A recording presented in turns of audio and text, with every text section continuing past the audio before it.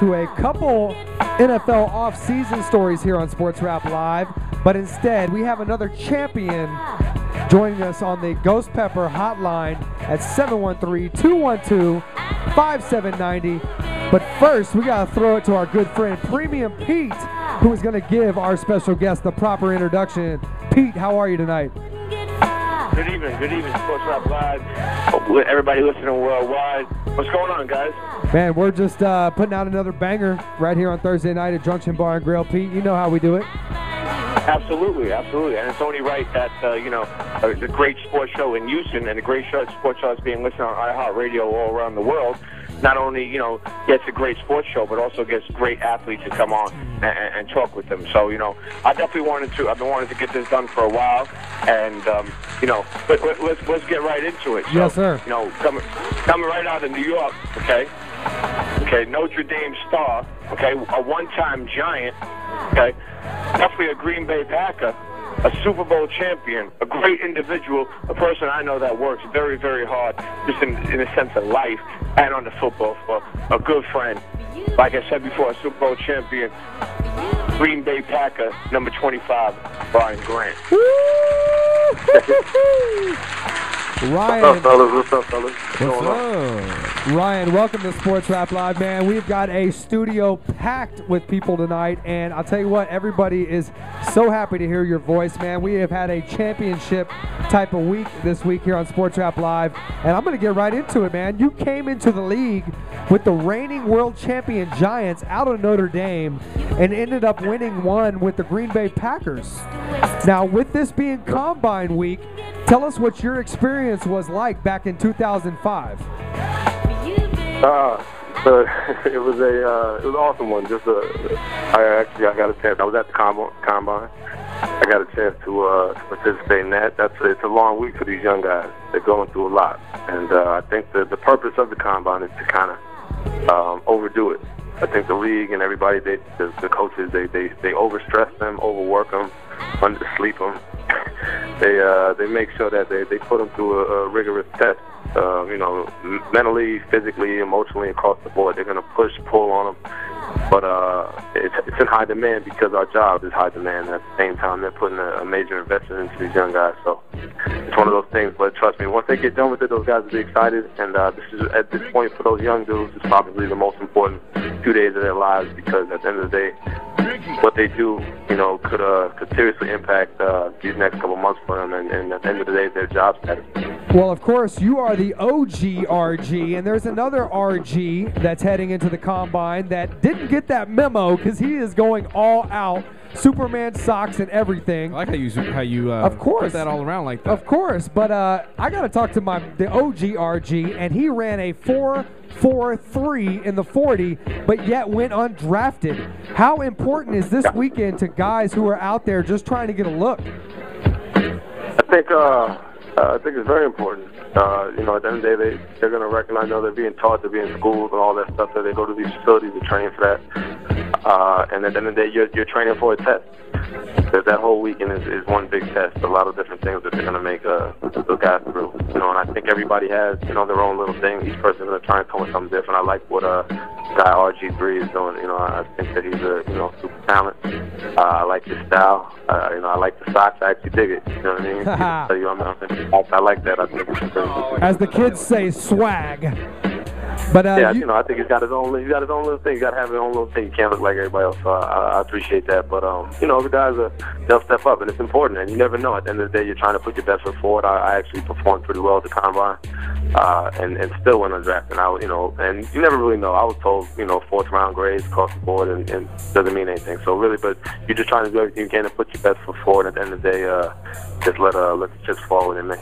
RG, you made quite a splash. Who cares about what happened in the Combine or the draft? Because you made quite a splash to finish out your first real season in the NFL running the rock, finishing second to only LaDainian Tomlinson, who was still the LT we all knew in San Diego in the day. And you had a total rushing yards in the last 10 games of the season to only become the third player in undrafted history to run for 1,200 yards. How did you adjust so well to the speed and the size of the NFL game to become a premier back in the league? I think a lot of work, and I think being able to understand myself and what I need to work on. I think that's important for these young guys. And really never losing faith in myself and understand that I knew I could play at a high level and perform at this level. And just really, when I was in New York, I used to talk to Tiki Barber often, and he used to always talk about, being prepared and preparation and making sure that everybody gets their opportunity. It's just that the majority of people aren't prepared when their opportunity comes to take advantage of it. So just always make sure that I'm prepared for it. So, didn't really know the situation. When I didn't get drafted, it wasn't like, of course you want to get drafted, but it was like, I'm getting an opportunity. I'm going to still get an opportunity, and that's all I can ask for. I'm just going to make the most of the opportunity. And even when I got traded to Green Bay, it was just another opportunity for me to go out there and show, and things have worked out. So, no matter what happens to those young guys, they really just need to know that they're there for a reason, and they can all play ball and just take advantage of whatever opportunity they get. Hey Ryan, this is Andrew. I have a question. Knowing that you're a former Golden Domer, I want to get your take on what's your take on the Brian Kelly era. I know that you were there during the end, I think, of the Tyrone Willingham era. Yeah, I was there with Tyrone. I was there initially with Davey, and then I was there with Tyrone. Yeah, so what's your take on the new Brian Kelly era? Because he's gotten off to a sort of, I guess, rocky start, and I just wanted to get what your feel was on where he has the program heading. I think, it's a funny situation. Notre Dame's got some issue just because they're particular. It's hard when you get coaches coming in and out like that. I think that's a little difficult on the coach, on the program, on the players. Actually, I don't have an issue with Coach Kelly. I actually think he knows football, and his track record speaks what he's done. Of course, the image part of that, the way he was addressing the players. I know they talked with him with that, and he worked on that as well. But this was his second year, right? I believe. And I think, I want to see what he does in his third year, because a lot of times people say that in that third year you either, that's kind of the make or break for the sense of what turnaround-wise, what you're going to do. So I know he's losing a great wide receiver in Michael, but he's at the same time he's got to have the chance to develop these guys, and he should have some classes coming in, some young guys coming in that are pretty good. Would you like? I expect them to play at a high level and just get it done. I get disappointed just when we're turning the ball over. Would you like to see the Big East football become part of Notre Dame? Because I know Notre Dame's been independent for a while. You as a former player, would you like to see them sort of travel and make their way to the Big Ten or the Big East? I don't know. I'm kind of on the fence with that, just because I don't really know. I think the Big East is kind of falling apart. If anything, if I'm going to see him go to a conference, I'd probably like to go see him maybe to the ACC or something like that, just because I want to see him play against big-time teams. And I don't know. I don't take anything away from the Big East. I just don't know exactly, with all these conferences changing and stuff like that, you don't really know what teams are in there. And I just want to, they're never going to get the credit they deserve. They got to play legit teams, and they got to beat legit teams, and be consistent as a team. And right now, they haven't been able to do that necessarily. Hey, I got to ask you, Ryan, how did the leadership qualities of Brett Favre differ from those of the quarterback that actually took you guys to the top of the mountain in Aaron Rodgers? Now, as a young guy, you came up, lined up right behind Brett Favre, and then actually got to the top of the mountain with Aaron Rodgers. Just give us a quick, kind of the differences in the two guys, the old and the new. They're different, but at the same time, they're both leaders and phenomenal in their own right. With Brett, you definitely got the experience, and you had that savvy leadership. And he was a great teammate. Really, I appreciate the year. He looked out for me a lot when I stepped into my role. He really took me under his wing. He communicated with me very well, and helped me out in certain situations. And I think, and that helped throughout my year.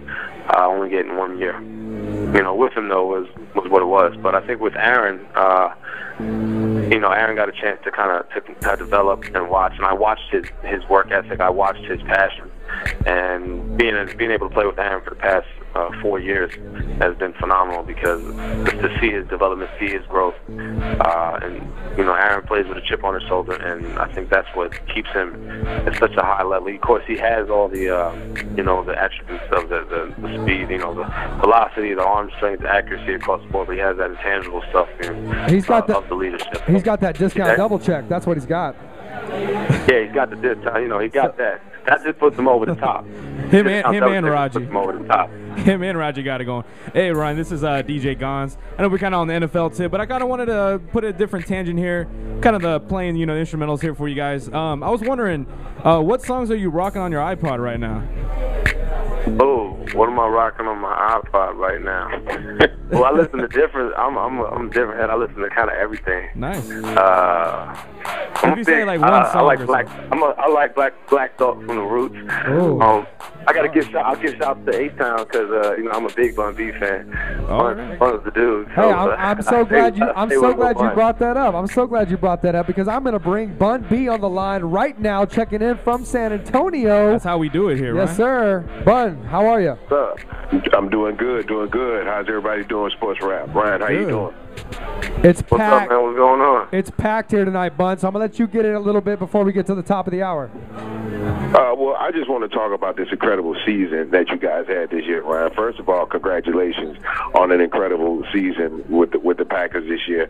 I want to ask, how did it feel being on that roller coaster ride this year, trying to get that undefeated regular season? I mean, that being said, you guys still went 15-1, which is still an incredible accomplishment for any team, and to only lose one game in a professional season. But what was it like on that roller coaster ride this year?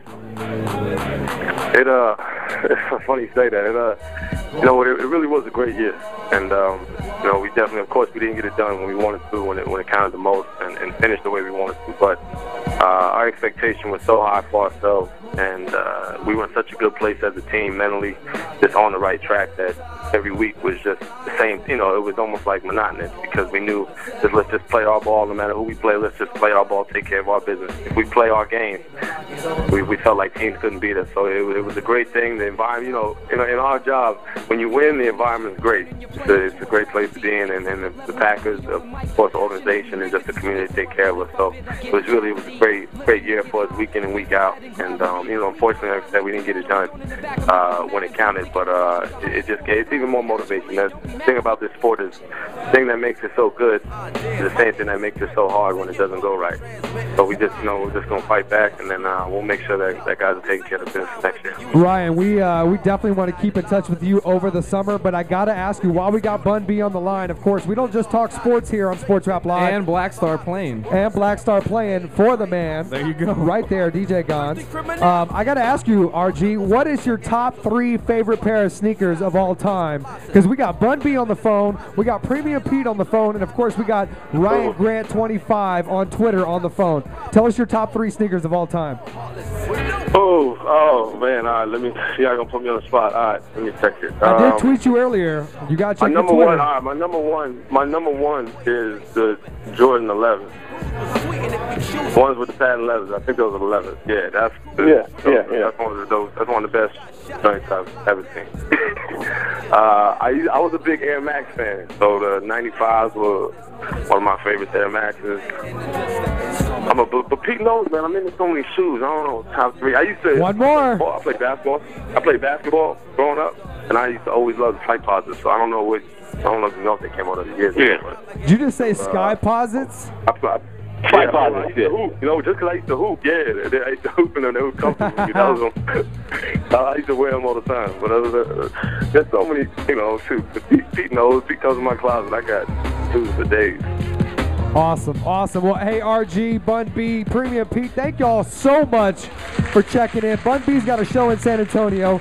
RG's got to take care of his free agent business in the offseason. And Premium Pete's got to hold down SneakerTube.tv. Everybody's moving and hustling. Man, right now. And we're all on the line right here on Sports Rap Live. So, guys, thank y'all so much for tuning in. Make sure y'all follow the homie Ryan Grant 25 on Twitter, at Premium Pete, and at Bun B Trilogy. Thanks, fellas. We'll see y'all on the flip, huh? Already. Appreciate it, fellas. Bun B, big fan, Bun.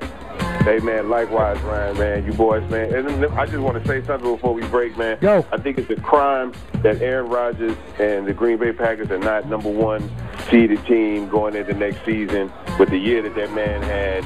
And, I'm sorry, they're still rating Tom Brady ahead of him. And I just want you to let that man know that we at Sports Rap Live think that that's a sports travesty.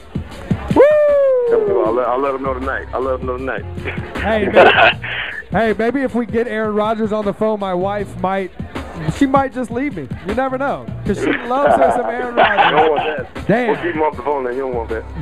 Yeah. All right, fellas. Y'all have a great night wherever you are. Thank y'all for tuning in. We're going to take it to the top of the hour.